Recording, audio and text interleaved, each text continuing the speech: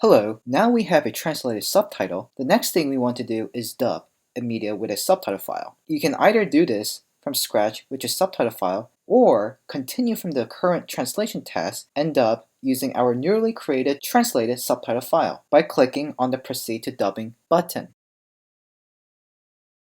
But let's start from scratch so that you can experience the overall process. First, upload or drag and drop a subtitle file that you wish to dub.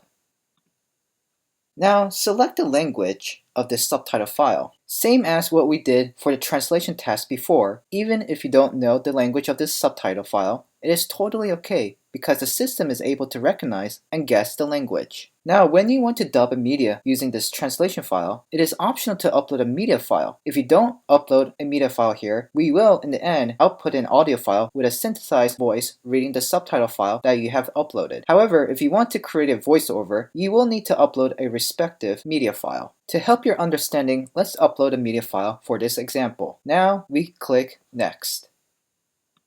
Now you can set the configuration for dubbing your uploaded subtitle file to your uploaded media file. You can select the voice for your dubbing, and since we have uploaded both media and subtitle file, we can choose between either voiceover or dubbing. And when we click dubbing, the source audio volume becomes inactive because the source audio will be completely gone. After setting all of the configurations, click Create and Run. Now your dubbing task is being processed. Once the creation of a dubbing task is done, we can check its details. You can see the input assets that we have set and the dubbing file we have created based on those. So now let's download the result file and open it.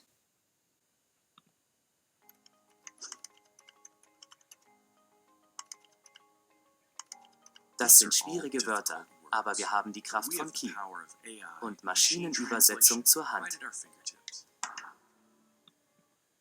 And we can see that we have successfully dubbed our subtitle file to our media asset. And that is what our dub task does. Thank you.